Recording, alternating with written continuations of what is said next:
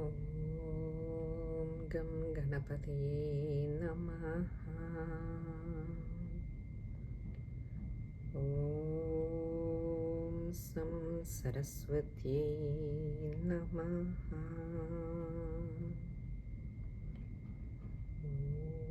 ഓം gum ഗുരുഭ്യോ നമഃ.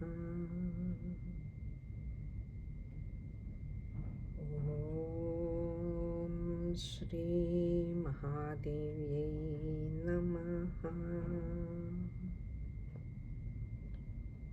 ഓം ശ്രീ മാത്രേ നമഃ.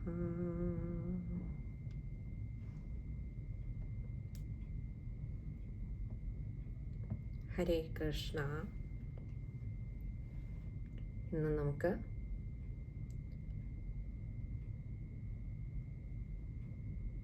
ഒരു പുതിയൊരു സംരംഭം, അമ്മയുടെ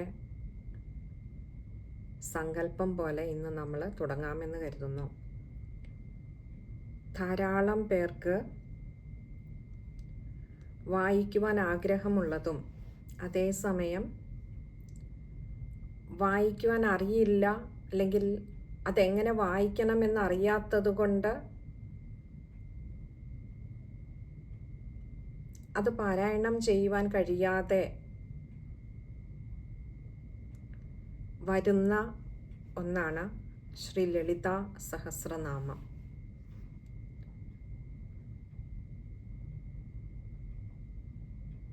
അതുകൊണ്ട് ഇന്ന് മുതൽ നമ്മൾ ശ്രീ ലളിത സഹസ്രനാമ സ്തോത്രത്തിലെ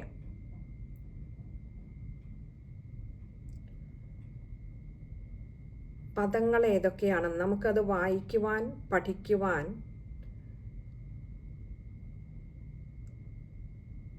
ഉള്ള ബുദ്ധിമുട്ടെന്ന് പറയുന്നത് ഒന്നിലേറെ പദങ്ങൾ പലയിടത്തും ചേർത്ത് വെച്ചിരിക്കുന്നതും പല പദങ്ങളുടെയും അർത്ഥം അറിയില്ല എന്നുള്ളതുമാണ്. അതുകൊണ്ട് തന്നെ എങ്ങനെ എവിടെ പദച്ഛേദം നടത്തണമെന്നോ എങ്ങനെ അത് വായിക്കണമെന്നോ അറിയാൻ വയ്യാതെ പോകുന്നത് കൊണ്ടാണ് പലപ്പോഴും നമുക്ക് ഇതുപോലെയുള്ള സഹസ്രനാമങ്ങൾ പാരായണം ചെയ്യുവാനോ പഠിക്കുവാനോ ഒക്കെ കഴിയാതെ പോകുന്നത്.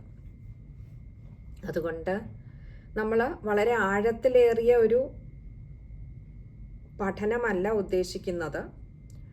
ഓരോ ശ്ലോകങ്ങളിലെയും പദങ്ങളുടെ അർത്ഥവും അറിഞ്ഞുകൊണ്ട് നമ്മൾ ലളിത സഹസ്രനാമം എങ്ങനെ പഠിക്കാമെന്നാണ് ഒന്ന് വിചാരം ചെയ്തു നോക്കുന്നത്. അമ്മയുടെ സങ്കല്പം പോലെ അമ്മ ഈ ഉള്ളവളെ കൊണ്ട് പറയിപ്പിക്കട്ടെ എന്ന് കരുതുന്നു. ജഗതീശ്വരിയായിട്ടുള്ള ആദിപരാശക്തിയുടെ 1000 നാമങ്ങൾ ഉൾക്കൊള്ളുന്നതാണ് ഈ പ്രസിദ്ധമായിട്ടുള്ള ലളിത സഹസ്രനാമം എന്ന് പറയുന്നത്. ഈ ലളിത സഹസ്രനാമ സ്തോത്രം ബ്രഹ്മാണ്ഡ പുരാണത്തിലെ ഹയഗ്രീവ അഗസ്ത്യ സംവാദത്തിലാണ് നമുക്ക് കാണുവാൻ കഴിയുന്നത്. ഇതില് ദേവിയുടെ 1000 നാമങ്ങളാണ്. ഈ 1000 നാമങ്ങൾക്കും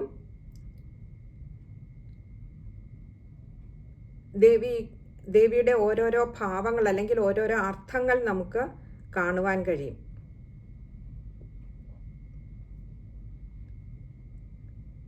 ഈ ലളിത സഹസ്രനാമം തുടങ്ങുന്നത് തന്നെ ശ്രീ മാതാ എന്ന് പറഞ്ഞിട്ടാണ്. ഒടുവിൽ അവസാനിപ്പിക്കുന്നത്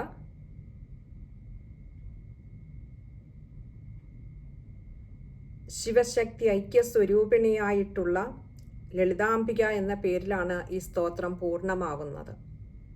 അതുകൊണ്ട് തന്നെ ഈ ലളിത സഹസ്രനാമം നിത്യവും ജപിക്കുന്നത്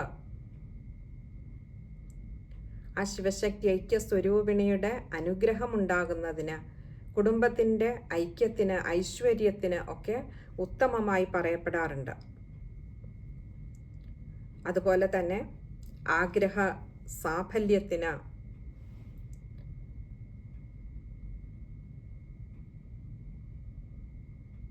മറ്റൊന്ന്, നമ്മുടെ എല്ലാ സങ്കടങ്ങളിൽ നിന്നും അമ്മ കരകയറ്റും. അതുകൊണ്ട് തന്നെ ദുഃഖനിവാരണത്തിനും ലളിതാ സഹസ്രനാമം നിത്യവും പാരായണം ചെയ്യുന്നത് നല്ലതാണ് എന്ന് പറയാറുണ്ട്.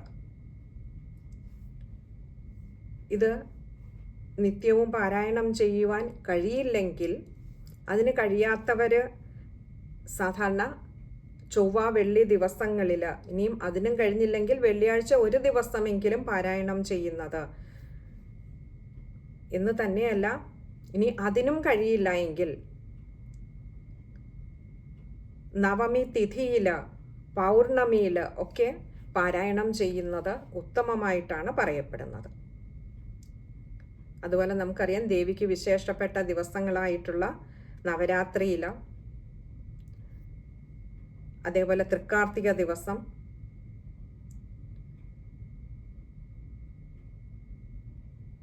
നമ്മുടെ പിറന്നാൾ അല്ലെങ്കിൽ പക്കപ്പിറന്നാൾ ദിവസം ഒക്കെ ഈ ലളിതാ സഹസ്രനാമം പാരായണം ചെയ്യുന്നത് അത്യുത്തമമായിട്ട് പറയാറുണ്ട്. ഈ ഒരു സഹസ്രനാമത്തിൻ്റെ പ്രത്യേകത, മറ്റുള്ള സഹസ്രനാമങ്ങൾ നമ്മൾ നോക്കിയാൽ ചില പദങ്ങൾ ആവർത്തിക്കപ്പെടുന്നതായിട്ട് നമുക്ക് കാണാം. എന്നാൽ ലളിതാ സഹസ്രനാമത്തിലെ ഒരു നാമം പോലും, ഒരു പദം പോലും ആവർത്തിക്കപ്പെടുന്നില്ല എന്നുള്ളതാണ് ലളിതാ സഹസ്രനാമത്തിൻ്റെ വലിയൊരു പ്രത്യേകത. ഇന്ന് നമ്മൾ ലളിതാ സഹസ്രനാമം പഠനം തുടങ്ങുമ്പോൾ ആദ്യത്തെ കുറച്ച് ശ്ലോകങ്ങൾ ധ്യാന ശ്ലോകങ്ങളാണ്. ആദ്യത്തെ ഒരു 4 ശ്ലോകങ്ങൾ ധ്യാന ശ്ലോകങ്ങളാണ്. ഈ ധ്യാന ശ്ലോകങ്ങളുടെ മാത്രം അർത്ഥം പൂർണ്ണമായും ഒന്ന് കുറച്ചുകൂടി ഒരു വാക്യ രൂപത്തിൽ അല്ലെങ്കിൽ ഒരു വാചക രൂപത്തിൽ അതിനെ ഒന്ന് പറഞ്ഞിട്ട് നമ്മൾ സഹസ്രനാമങ്ങളിലേക്ക്, സഹസ്രനാമ സ്തോത്രത്തിലേക്ക് കടക്കാമെന്നാണ് കരുതുന്നത്. ഇനിയും അമ്മ എന്താണോ നിശ്ചയിച്ചിരിക്കുന്നത്, ആ അമ്മയുടെ നിശ്ചയം പോലെ നടക്കട്ടെ എന്ന് പ്രാർത്ഥിച്ചുകൊണ്ട് ഗുരുകാരണവന്മാരുടെയും സർവപ്രപഞ്ച ശക്തികളുടെയും പാദങ്ങളിൽ നമസ്കാരം അർപ്പിച്ചുകൊണ്ട് നമുക്ക് ജഗദംബികയുടെ ലളിതാ സഹസ്രനാമ സ്തോത്രത്തിൻ്റെ ധ്യാന ശ്ലോകങ്ങളിലേക്ക് കടക്കാം.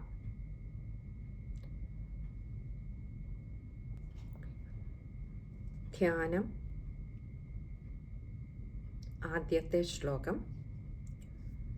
സിന്ദൂരാരുണ വിഗ്രഹാം ത്രിനയനാം മാണിക്യമൗലിസ്ഫുരത്താരാനായകശേഖരാം സ്മിതമുഖീമാപീനവക്ഷോരുഹാം പാണിഭ്യാമളി പൂർണരത്നചഷകം രക്തോൽപലം ബിഭ്രതീം സൗമ്യാം രത്നഘടസ്ഥരക്തചരണാം ധ്യായേത് പരാമംബികാം.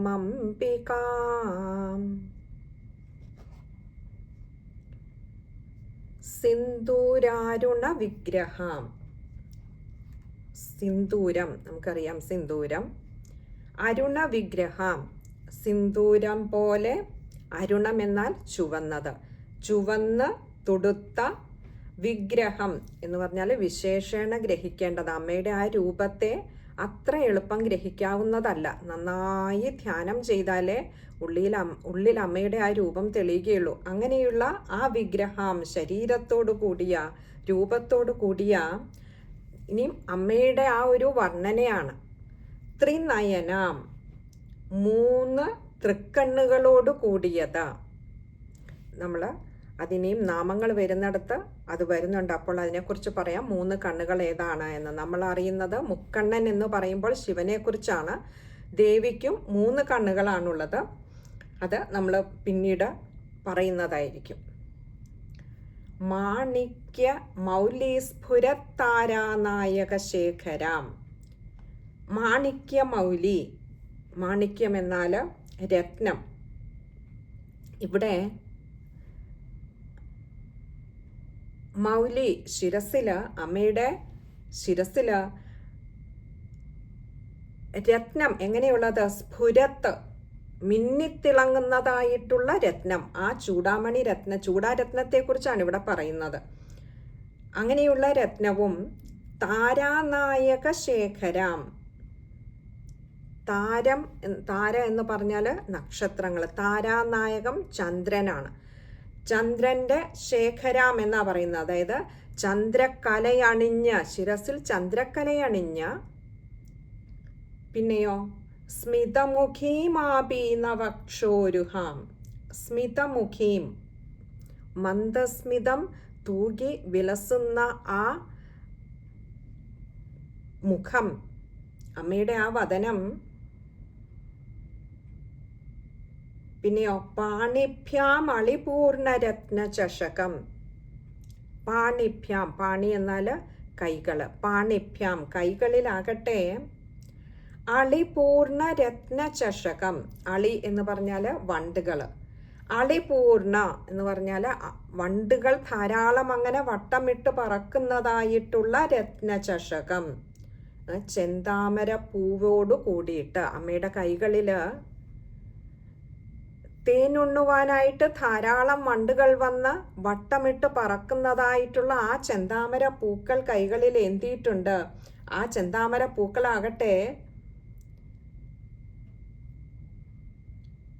എവിടെയായിരിക്കുന്നത്? രത്നചഷകം, രത്നകുംഭങ്ങളാണ് രണ്ട് കൈകളിലും അമ്മയുടെ ഇരിക്കുന്നത്. ആ രണ്ട് കൈകളിലും രത്നകുംഭങ്ങളില് വണ്ടുകൾ വന്ന് മൂളിപ്പാട്ട് പാടിക്കൊണ്ട് തേനുണ്ട് ആസ്വദിക്കുന്ന ചെന്താമര പൂക്കളും ആ രത്നകുംഭങ്ങളിലുണ്ട്.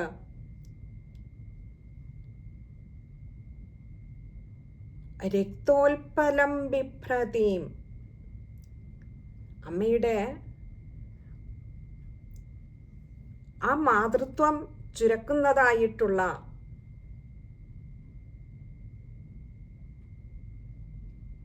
വലിയ മാറിടങ്ങളോടുകൂടി വിരാജിക്കുന്ന സൗമ്യം, സൗമ്യമായി ശോഭിക്കുന്ന രത്നഘടസ്ഥ രക്തചരണം. രത്നഘടസ്ഥ എന്ന് പറഞ്ഞാൽ രത്നഖചിതമായിട്ടുള്ള കുടങ്ങളിൽ രക്തചരണം, രക്തവർണ്ണമാർന്ന ചുമന്ന നിറത്തോടു കൂടിയ അമ്മയുടെ ചരണങ്ങള്, കാലുകള്. അങ്ങനെ ആ ചെന്താമര കാലടികൾ രത്നഖചിതമായിട്ടുള്ള ഒരു കുടത്തിലാണ് വെച്ചിരിക്കുന്നത്. അങ്ങനെയുള്ള ആ അമ്മയെ ധ്യായേത് പരാമംബികാം, അങ്ങനെയുള്ള ആ ജഗദംബികയെ ഞാൻ ധ്യാനിക്കുന്നു.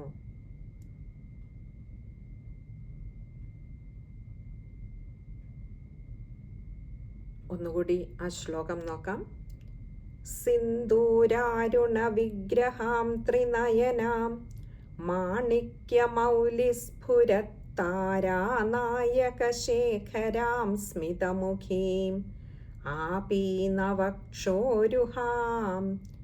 പാണിഭ്യാമളിപൂർണരത്നചഷകം രക്തോൽപലം ബിഭ്രതീം സൗമ്യാം രത്നഘടസ്ഥരക്തചരണാം ധ്യായേത് പരാമംബികാം.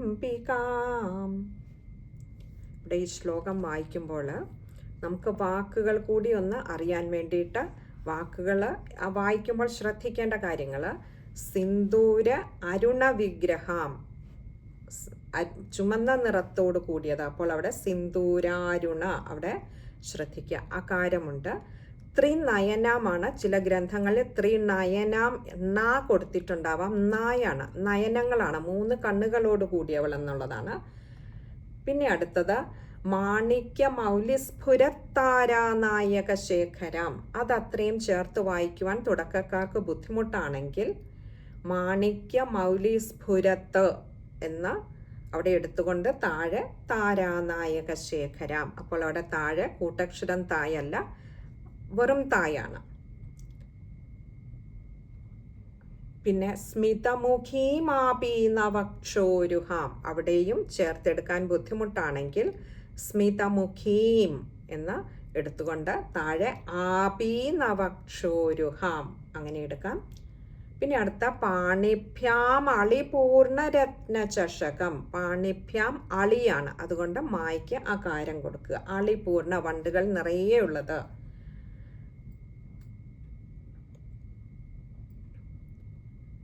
ഇത് ഇത്രയും വാക്കുകൾ അറിയാമെങ്കിൽ ആ ശ്ലോകം വലിയ തെറ്റുകൂടാതെ വായിക്കാൻ കഴിയുമെന്ന് കരുതുന്നു. ഇനി നമുക്ക് രണ്ടാമത്തെ ധ്യാന ശ്ലോകത്തിലേക്ക് കടക്കാം. രണ്ടാമത്തെ ധ്യാന ശ്ലോകം. ധ്യായേത് പത്മാസനസ്ഥാം വികസിതവദനാം പത്മപത്രായതാക്ഷീം ഹേമാഭാം പീതവസ്ത്രാം കരകലിതലസദ്ധേമ പത്മാം വരാംഗീം സർവാലങ്കാരയുക്താം സതതമഭയതാം ഭക്തനമ്രാം ഭവാനീം ശ്രീവിദ്യാം ശാന്തമൂർത്തിം സകലസുരനുതാം സർവസമ്പത്പ്രദാത്രീം. ധ്യായേത് എന്ന് പറഞ്ഞാൽ ഞാൻ ധ്യാനിക്കുന്നു. പത്മാസനസ്ഥാം, അമ്മ എപ്പോഴും ഒരു വെൺ താമരപ്പൂവിൽ ഇരുന്നരുളുന്ന ശക്തിസ്വരൂപിണിയാണ്. അങ്ങനെയുള്ള ആ അമ്മയെ പത്മാസനസ്ഥാം, പത്മത്തിൽ ഇരുന്നരുളുന്ന അങ്ങനെയുള്ള ആ അമ്മയെ ധ്യാനിക്കുന്നു. കഴിഞ്ഞില്ല, അമ്മയുടെ വർണ്ണന വീണ്ടും പറയുകയാണ്. അമ്മയുടെ എങ്ങനെയുള്ള രൂപത്തെയാണ് ധ്യാനിക്കുന്നത്? വികസിതവദനാം. അമ്മ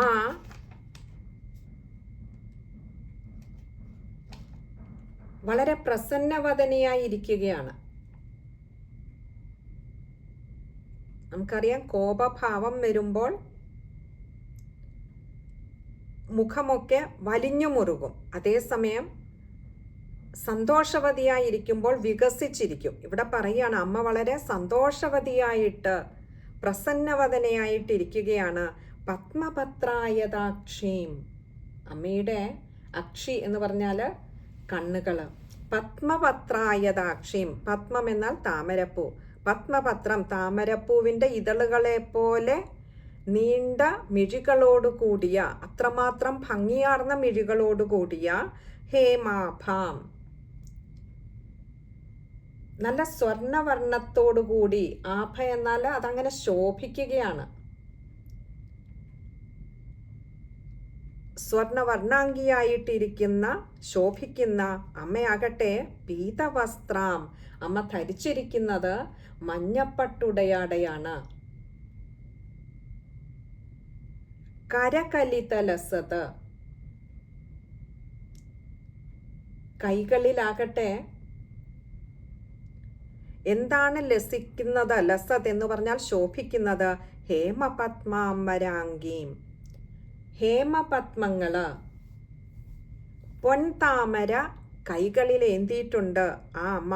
അങ്ങനെയുള്ള വരാംഗീം, വരാംഗി എന്നാൽ ത്രിപുരസുന്ദരിയായിട്ടുള്ള ആ അമ്മയെ ഞാൻ ധ്യാനിക്കുന്നു. ആ അമ്മ ശ്രീവിദ്യാം ശാന്തമൂർത്തിയും സകലസുരനുതാം സർവസമ്പത്പ്രദാത്രീം. ശ്രീവിദ്യാം, ആ അമ്മ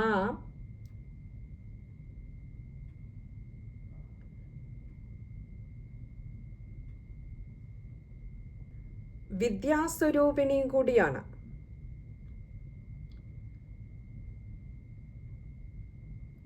അങ്ങനെയുള്ള ആ വിദ്യാസ്വരൂപിണിയായി, ശ്രീവിദ്യാസ്വരൂപിണിയായിട്ടുള്ള ശാന്തമൂർത്തിയും, ശാന്തഭാവത്തിൽ ഇരുന്നരുളുന്ന ആ ദേവി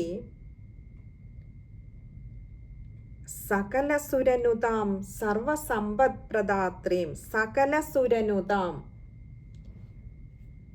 സുരൻ എന്നാൽ ദേവന്മാര്, സകല ദേവന്മാരാലും നുതാം എന്നാണ് പറഞ്ഞത്,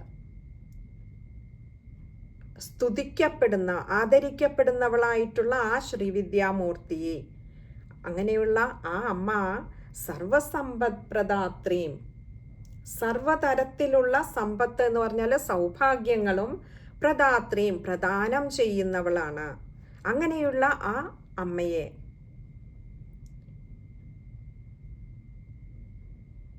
ശ്രീ ത്രിപുര സുന്ദരിയെ, ശ്രീ വിദ്യാമൂർത്തിയെ ഞാൻ ധ്യാനിക്കുന്നു. ഇനി നമുക്ക് ആ ശ്ലോകം ഒന്നുകൂടി നോക്കാം. ധ്യായേത് പത്മാസനസ്ഥാം വികസിതവദനാം പത്മപത്രായതാക്ഷീം ഹേമാഭാം പീതവസ്ത്രാം കരകലിതലസത് ഹേമപത്മാംബരാംഗീം സർവാലങ്കാരയുക്താം സതതമഭയദാം ഭക്തനമ്രാം ഭവാനീം ശ്രീവിദ്യാം ശാന്തമൂർത്തിം സകലസുരനുതാം സർവസമ്പത്പ്രദാത്രീം. ഈ ഒരു ശ്ലോകം വായിക്കുമ്പോൾ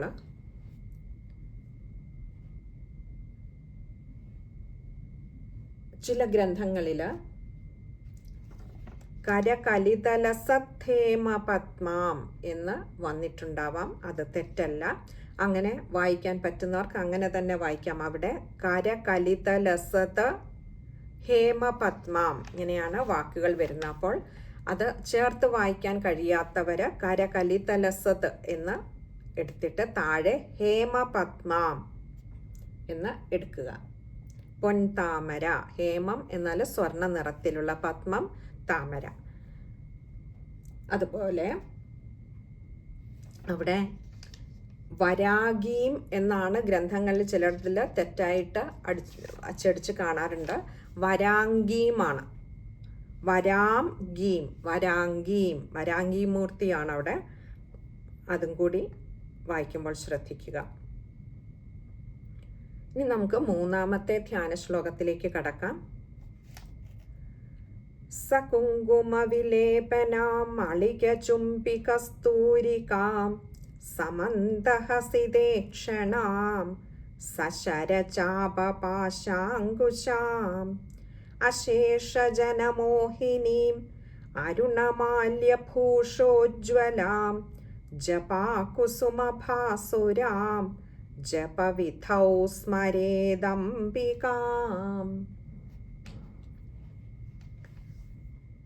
സകുങ്കുമവിലേപനാമളികചുംബികസ്തൂരികാം. സകുങ്കുമവിലേപനാം, കുങ്കുമ കുറിക്കൂട്ടുകള്, വിലേപനം എന്ന് പറഞ്ഞാൽ അവിടെ ചാർത്തിയിട്ടുള്ള എല്ലാ കുങ്കുമക്കൂട്ടുകളും അണിഞ്ഞുകൊണ്ട് അളിക ചുംബി കസ്തൂരികാം. അളികങ്ങൾ എന്ന് പറഞ്ഞാൽ ഭ്രമരങ്ങൾ അഥവാ വണ്ടുകള്. ചുംബി, അവരെ ഭ്രമരങ്ങൾ വന്ന് ചുംബിക്കുമാർ എന്ന് തോന്നുന്ന വിധത്തിൽ, അല്ലെങ്കിൽ അവയെ ആകർഷിക്കുമാർ ഉള്ള കസ്തൂരികാം, കസ്തൂരി തിലകം ചാർത്തിയ. ഈ കസ്തൂരിയുടെ ഒരു പ്രത്യേകത നമുക്കറിയാം, അതിൻ്റെ ആ ഒരു സൗരഭ്യം തന്നെയാണ്. അപ്പോൾ ഈ കസ്തൂരി തിലകം ചാർത്തിയിരിക്കുന്ന അമ്മയുടെ ആ കസ്തൂരിയുടെ മഹത്വം, അത് അമ്മയുടെ ദേഹത്താണ് അത് ശോഭിക്കുന്നത് എന്നതുകൊണ്ട് തന്നെ അതിനൊന്നുകൂടി സൗരഭ്യം കൂടുന്നുണ്ട്. അവിടെ ഈ ജഗത്തിലെ സർവചരാചരങ്ങളെയും ആകർഷിക്കുമാറാണ് അമ്മയുടെ ആ രൂപം. സമന്തഹസിതേക്ഷണാം,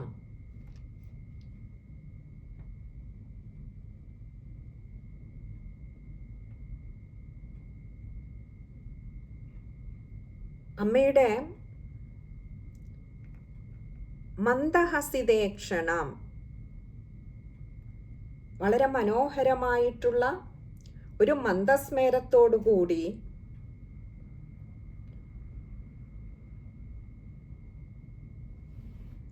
ശരചാപപാശാങ്കുശം. പിന്നെയുണ്ട് കൂടെയുണ്ട് അമ്മയുടെ എന്ത്? ശരചാപപാശ അങ്കുശം. ഇങ്ങനെ 4 കാര്യങ്ങൾ അമ്മയുടെ കൈകളിൽ എന്തിയിട്ടുണ്ട്. എന്തൊക്കെയാണ്? ശരമുണ്ട്, ചാപമുണ്ട്, അതായത് അമ്പും വില്ലുമുണ്ട്, പാശം എന്നാൽ കയറാണ്, കയറുണ്ട്, അങ്കുശം നമ്മൾ തോട്ടി എന്ന് പറയില്ല അത്.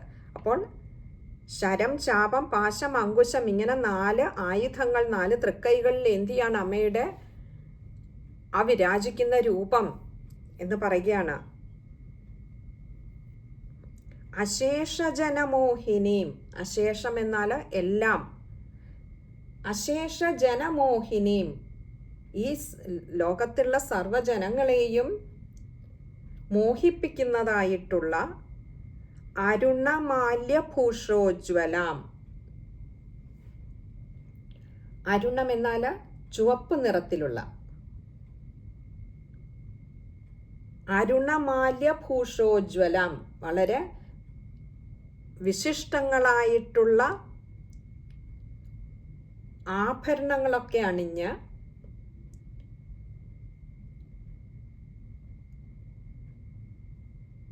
ഒരു ചെമ്പരത്തിപ്പൂവിന് തുല്യമായ രീതിയിൽ വളരെ ഉജ്ജ്വലമായിട്ട് ശോഭിച്ചുകൊണ്ടിരിക്കുന്ന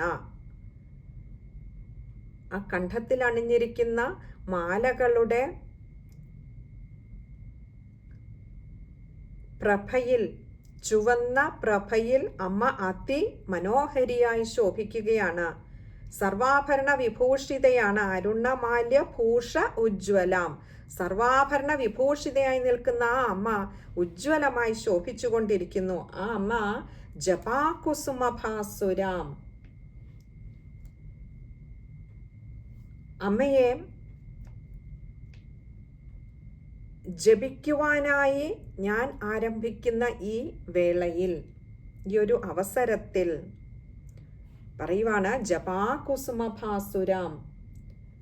അമ്മ ജപാകുസുമം എന്ന് പറഞ്ഞാൽ നമ്മൾ പറഞ്ഞു ഒരു ചെമ്പരത്തി പൂ പോലെ, ഭാസുരാം ശോഭിക്കുന്ന അങ്ങനെയുള്ള അമ്മയെ ജപവിധൗ സ്മരേദംബികാം. ജപവിധൗ ഞാനിപ്പോൾ ജപിക്കുവാനായി ഇരിക്കുന്ന ഈ ഒരു അവസരത്തിൽ സ്മരേത അംബികാം, അമ്മയെ നന്നായി സ്മരിക്കുവാൻ, ധ്യാനിക്കുവാൻ കഴിയുമാറാകണമേ. ഇതൊരു പ്രാർത്ഥനയാണ്. ആദ്യത്തെ 2 ധ്യാന ശ്ലോകങ്ങൾ നമുക്കറിയാം. അവിടെ അമ്മയെ ഞാൻ ധ്യാനിക്കുമാറാകണമേ എന്ന് പറയുന്നിടത്ത് 3ാമത്തേതിൽ അമ്മയുടെ അതേ ആ ഭംഗികളൊക്കെ വർണ്ണിച്ചുകൊണ്ട് പറയുകയാണ്, അമ്മയെ ഞാൻ ഇങ്ങനെ ധ്യാനിക്കുവാനിരിക്കുമ്പോൾ, സ്മരിക്കുവാനിരിക്കുമ്പോൾ അമ്മേ അവിടുത്തെ അനുഗ്രഹമുണ്ടാകണമേ, അങ്ങനെ എനിക്ക് ധ്യാനിക്കുവാൻ കഴിയണമേ എന്ന് അമ്മയോട് പ്രാർത്ഥിക്കുകയാണ്. നമുക്ക് ആ ശ്ലോകം ഒന്നുകൂടി നോക്കാം. സകുങ്കുമവിലേപനാമളികചുംബികസ്തൂരികാം സമന്ദഹസിതേക്ഷണാം സശരചാപപാശാങ്കുശാം അശേഷജനമോഹിനീം അരുണമാല്യഭൂഷോജ്വലാം ജപാകുസുമഭാസുരാം ജപവിധൗ സ്മരേദംബികാം. ശ്ലോകം വായിക്കുമ്പോൾ സകുങ്കുമവിലേപനാം അളിക ചുംബി കസ്തൂരികാമാണ്. അതുകൊണ്ട് സകുങ്കുമവിലേപനാം അളിക ചുംബി, അവിടെ മായ്ക്ക് അകാരം കൊടുത്ത് വായിക്കുക. അതുപോലെ ശ്രദ്ധിക്കേണ്ട സശരചാപപാശാങ്കുശാം, അത് ശ്രദ്ധിക്കുക. പിന്നെ അടുത്തത് ജപവിധൗ സ്മരേദംബികാം. അവിടെ അംബികാമാണ്. ദ എന്ന അക്ഷരത്തിന് അകാരം കൊടുത്ത് വായിക്കുക. ഇനി 4ാമത്തെ ധ്യാന ശ്ലോകമാണ്. അരുണാം കരുണാതരംഗിതാക്ഷീം ധൃതപാശാങ്കുശപുഷ്പബാണചാപാം അണിമാദിഭിരാവൃതാം മയൂഖൈരഹമിത്യേവ വിഭാവയേ ഭവാ. ഇവിടെ ഭവാനിമെന്നും മഹേഷി എന്നും കാണാം. രണ്ടും ശരിയാണ്, അമ്മയുടെ നാമങ്ങൾ തന്നെയാണ്. അഹമിത്യേവ വിഭാവയേ മഹേഷീം. അരുണാം കരുണാതരംഗിതാക്ഷീം. അരുണാം ചുവപ്പു നിറത്തോടു കൂടിയ കരുണാതരംഗിതാക്ഷീം, കാരുണ്യമാകുന്ന സാഗരം, അതിൻ്റെ തരംഗിതാക്ഷിം, ആ കരുണാതരംഗങ്ങൾ, അതിൻ്റെ അലകൾ അങ്ങനെ ഇളകിയാടുന്ന അക്ഷീം, കണ്ണുകളോട് കൂടിയ. അമ്മയുടെ കണ്ണുകൾ കരുണാസമുദ്രമാണ്. അങ്ങനെയുള്ള ആ അമ്മയുടെ കണ്ണുകളിൽ കാരുണ്യത്തിൻ്റെ അലകൾ അങ്ങനെ ഇളകിയാടിക്കൊണ്ടിരിക്കുന്നു. പിന്നെ ഹൃതപാശാങ്കുശ പുഷ്പബാണചാപാം, നമ്മൾ തൊട്ട് മുൻപുള്ള ശ്ലോകത്തിൽ പറഞ്ഞത് തന്നെയാണ് ഇവിടെയും പറയുന്നത്. ധൃത എന്നാൽ ധരിച്ചത്, ഏന്തിയത്. എന്ത്? പാശം, അങ്കുശം, പുഷ്പം, ബാണം, ചാപം. ഇവിടെ കയറ്, അങ്കുശം, പിന്നെ താമരപ്പൂവ്, പിന്നെ അമ്പും വില്ലും, ബാണം, ചാപം, ഇത്രയുമാണ് പറഞ്ഞിരിക്കുന്നത്. നമ്മളിത് മുൻപ് ഉള്ള ധ്യാന ശ്ലോകത്തിൽ പറഞ്ഞിരുന്നു. കൈകളിൽ പൊൻതാമര ഏന്തിയ അമ്മയുടെ കൈകളിൽ ഇരിക്കുന്ന ആയുധങ്ങൾ 4 പറഞ്ഞിരുന്നു. അത് തന്നെ ഇവിടെ ഒന്നുകൂടി ആവർത്തിക്കുകയാണ് ഈ ശ്ലോകത്തിൽ. പിന്നെ അണിമാദിഭിരാവൃതാം, അണിമ ആദിഭിഹി ആവൃതാം, ഇങ്ങനെ 3 വാക്കുകളുണ്ട് അവിടെ. അണിമ എന്ന് പറയുന്നത് അണിമ, മഹിമ, ലഘിമ, ഗരിമ, ഈശിത്വം, വശിത്വം, പ്രാപ്തി, പ്രാകാശ്യം എന്നിങ്ങനെ അഷ്ടൈശ്വര്യങ്ങളുടെ അതൊക്കെ മൂർത്തിഭാവം എടുത്തു വന്നാൽ, രൂപം ധരിച്ചു വന്നാൽ അവയാലൊക്കെ ആവൃതാം, ആദിഭിഹി ആവൃത, അണിമ ആദിഭിഹി, അണിമ പോലെയുള്ള ആദിയായിട്ടുള്ള എല്ലാവരും ആവൃതാം, അവരാൽ ചുറ്റപ്പെട്ടിരിക്കുന്ന മയൂഖൈരഹമിത്യേവ വിഭാവയേ മഹേഷീം. മയൂഖൈരഹമിത്യേവ, ഇവിടെ മയൂഖൈ, അഹം, ഇതി, ഏവ, ഇങ്ങനെ 4 വാക്കുകളുണ്ട് അവിടെ. അങ്ങനെ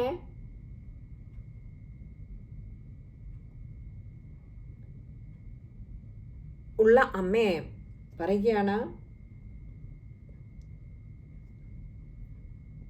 അഹം ഇതി ഏവ,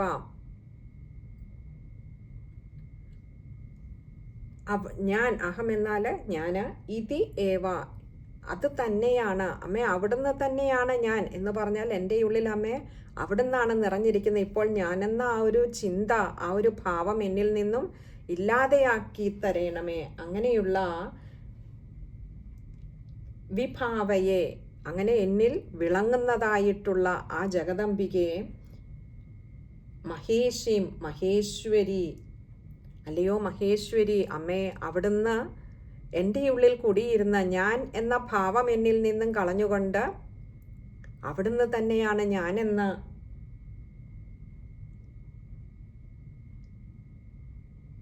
ഈ ഉള്ളവളെ ബോധ്യപ്പെടുത്തി തന്നുകൊണ്ട്, അല്ലെങ്കിൽ ഞങ്ങളെ ബോധ്യപ്പെടുത്തി തന്നുകൊണ്ട് അരുണവർണ്ണാംഗിയായി വിളങ്ങുന്ന ജഗദംബികയെ അവിടുന്ന്